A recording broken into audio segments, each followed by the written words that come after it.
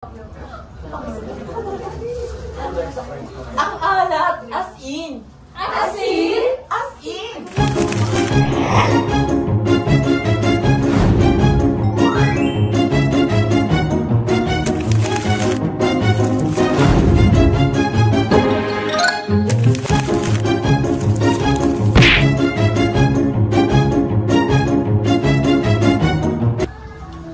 Kasi nga ba yung mga kanta noon na, pati yung kanta noon, ang ganda, no? Iba yung rhythm, yung lyrics, iba yung dating niya. Kapag pinakinggan mo, makapasabi ka, Pilipino to, Pilipino yung gumawa. Ako, Pilipino, ang sarap. Si Shira, ano tayo mapakinggan yun eh? Sa kanya natin nalang napakinggan, tama ba Shira? Sa'yo? Ano siya, name ng band niya, Asin. Tapos parang nag-start Salty! May ano? Ano yan? Parang cameo. Ano sila, nag-start sila 1977. Tapos yung Jay, ano? Marcus Grill. yung pangalan lang Asin. Nag-start sa pangalan natin nila nung una. English, Salt of the Earth. Tapos parang tinastate na sa Tagalog, naging Asin. Originally kasi, meron silang 5 members. Si Lolita Carbon. Ano siya, parang sasabihin natin, siya yung sikat, mas kilala talaga si Lolita Carbon. Wow! Tapos, lead vocalist si Lolita Carbon. Tapos next si Mike Villora Jr. Ano siya? Parang lead guitarist, ganyan, sa gitara siya. Tapos pangatlo, lead, ano din siya, vocalist and at the same time guitarist, si Endong Aban Jr. Tapos meron pa isa, yung isa ni Mike Villora, si Nonoy Villora. Kaso, eventually, umalis din siya ng group. Tapos meron pa isa, si... Dami naman nila. Banda ka. Banda ka. 5. Ang 17. Si Cesar Saro Banyares Jr. Kaso kasi namatay siya na Oh. Emotional. Pinatay siya 1993. Ah, wala na ata yun. Hinata Marcus Grill. Pero galing pa rin. Ano yung mga ano yung mga kanta nila? Ano yun yung tungkol sa bata? Ay, oo, tapos meron ba? Alam niyo yun? Ito ba yun? Hindi na masamang pagkulat. Yun Hindi ko alam singin pala siya. Hindi kasi naliman siya ngayon, kasi super init ngayon, damang-dama Tapos nandun sa lyrics na sinasabi na, hindi pa ba natin papansinin yung kapaligiran natin, hindi pa ba tayo mag-take action, mga gano'n. Pero yung model ng music nila na super nakakita mo na nangyayari sa Pilipinas, pati instrument nila, ang ginagamit natin nila mga indigenous instruments, tama ba Tila? Yes, tama. Kasi yung mga kulintang, more on siya, indigenous culture. So ano nga ba Totoo, dinis kasi sa Patrick natin. Ay, hindi ginagamit kapag sumasagot ka pang malo-malo. Let's sing it pa yun. So ayun, paano ba na-promote ng ASEAN yung Filipino culture? So na-promote ng ASEAN yung Filipino culture by rooting to our native roots. Paano yun? Native roots. So, Ba't ako? Ba't yung di ba nga, little background lang, di ba nga Marcos era yun, and then, Marcos era yun, and then, ginamit nila yung music nila para alisin yung western culture and yung oppression nung nagaganap sa panahon yun. So, mas pinalawag nila yung Filipino culture by promoting it talaga sa music nila. And, so ano ba JM? Ano ba yung mga natakal ng ASEAN through their music? So, alam naman natin parang given na parang na-promote nila yung pagkakaroon ng bayanihan sa isa't isa. Ayun, tayo as a Filipino, di ba? Parang prevalent culture natin yun, yung pagkakaroon ng bayanihan since nung era nga na parang sikat sila is that time, medyo unstable yung politics, gano'n. Then also, through their songs and their history, nagbigay din sila ng inspiration or voice sa mga tao through tackling the societal issues like corruption, poverty, pagkasulan ng kapaligiran, katulad ng isa sa kantang binanggit kanina. So ayun, through that, na-show nila yung culture, values, and themes ng mga Filipino through their music. Yun lang.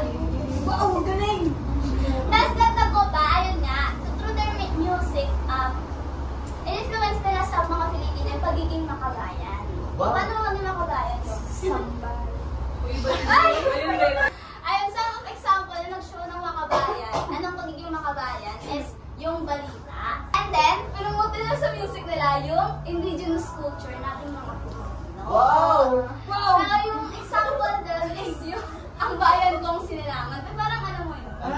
So ano nga ba yung ano, ang bayan kong sinilangan? Ipaparinig namin sa inyo.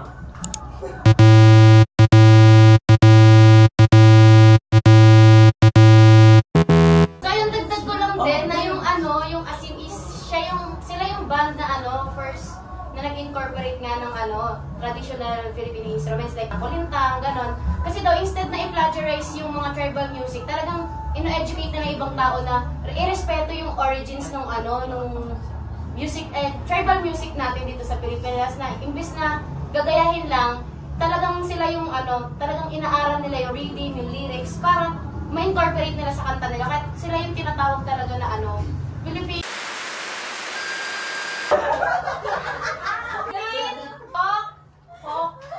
rock pop band. Okay, medyo SPG tayo. Hindi naman sasabi yung tayo basta nagaya-gaya tayo. Uniqueness. Ano? Uniqueness. Yan, uniqueness. Meron silang album yan eh. Meron silang album. Ano album nun? Jim? Yung ang mga awitin ng bayan kong Pilipino? Tama. Anong favorite mo doon? Walang tawag sa album na yun lahat. Oo, lahat talaga. Alam niyo na doon sa loob din yung ano, bahay, kubo, sitsiritsit. Kasi nandun siya. Yung album talaga nila, ano siya, list talaga siya ng songs ng mga traditional Filipino na songs. Gano'n. Coach, tsaka ano, di ba? Tsaka ano, di ba? Rather known sa ano, pag-voice out ng mga issues sa Philippines. Siguro na yung sinabi ni Mia, yung about sa ano, pagmasan natin yung kapaligiran. Na dapat huwag tayo magbulag-bulagan sa mga injustices na nangyayari sa bansa natin. So dapat magsa-stand up tayo sa kung ano tama. Di ba parang very timeless kasi manong siya eh. Ma-adapt mo siya ngayon lalo sa mga nangyayari sa ano. Dagdag mo pa yung ano, yung isa na lang kanta, yung balita. Hindi mo nga, James? Ito, pakinggan natin ha, at dampin natin yung ano, mga naisip na liwanag.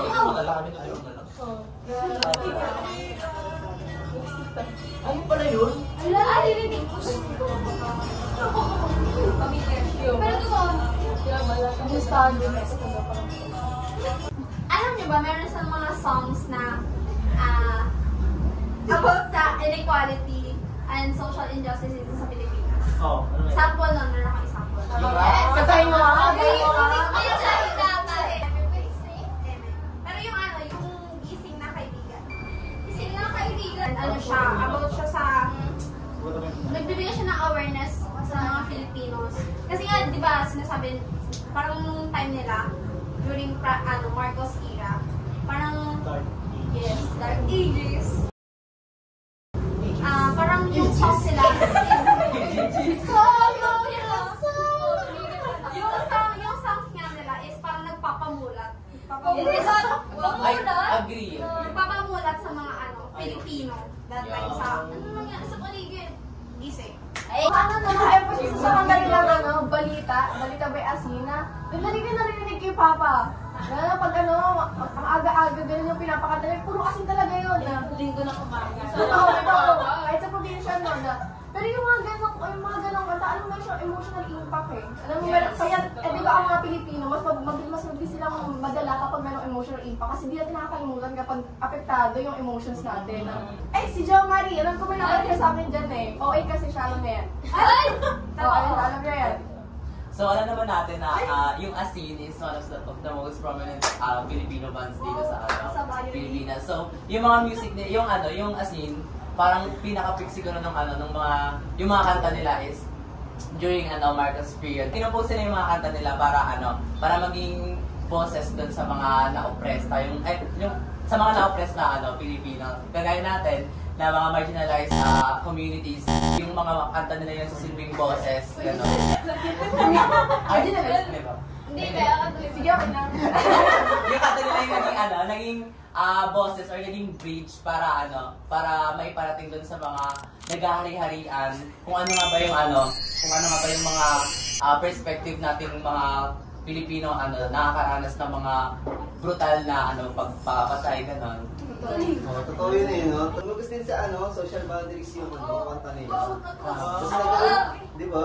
Agree. Nagkaroon din ng unity as in a sense na yung national identity, di ba? Yung mga topic nila, tapos yung struggle ng mga Pilipino noong time na yun. Tapos, ginamit din nila yung kanta nila na as a powerful tool para labanan din yung oppression. Wow! Ibang oppression. So yung mga kanta na yan, nagsilbi talaga as yun na, eye-opener. And na-engage yung mga Filipino na maging critical thinkers na, ayun, i-analyze yung paligid natin na hindi lang basta for your privilege ka, diyan ka lang. Dapat, hindi as a whole. Kasi Filipino ka. Hindi po kayo parang ikaw lang yung nakakaangat is. Yes, tama. Agree. Kahit na ganun man yung naranasan ng mga ng mga kabayang Pilipino natin ng Marcos regime, yung music talaga is nila kagaya ng sabi ni Jay, nagsilbing ng powerful tool para gisingin yung mga taong nakakaranas ng mga hindi magandang bagay during that period. Grabe, ang tapang kasi kasi alam mo nasa peak sila ng Marcos era, hindi sila natatakot na i-boses yung mga nananalasan ng mga kapwa nila Pilipino. Galing. Alam ko may story about yun eh. Hindi sila nang meron ba? Sige, alam ko meron kami story doon. Ako naman, kasi yung sa inyo, more on, di ba, about sa past, about dun sa mga lyrics nila. Ako may nalaman ako na nakaraan. Di ba sabi ni Shim, 1977 pa sila nag-start.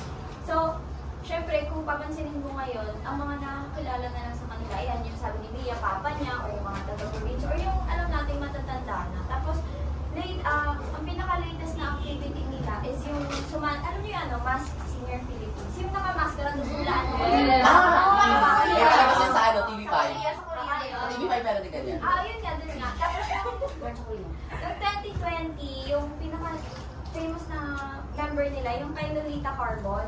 Diba sabi niyo kanina, si Lolita Carbon yung pinaka-notable na member. Noong 2020, sumali si Lolita Carbon sa Mask Singer Philippines. Tapos, yung mga judges doon, hindi mahulaan kung sino siya. Ganyan, kasi syempre, ang tagal na nung time span na nag-debut sila, diba? Tapos isa lang nakakilala sa kanya, which is si Christine Reyes. Tapos ang showcase niya na talent niya, ang ginawa pala ni Lolita Carbon, kumbaga yung genre na dati yung pinapatugtog nila, hindi yun yung pinakita niya. Kumbaga, ang pinakita niya yung other side ng boses niya, yung other side ng talent niya.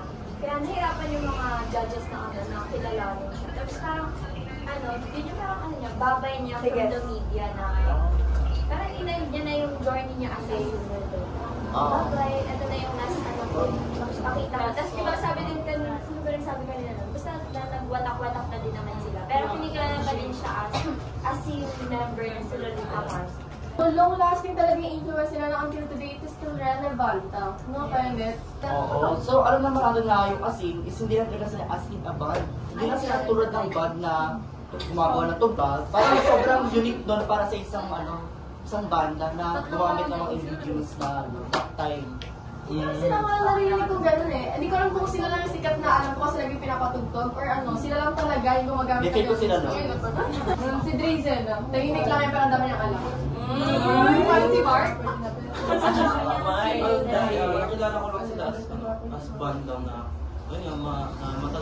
matagal na sa industry, pero hindi ko alam na gano'n pa nakalakas yung influence nila sa mga banda ngayon.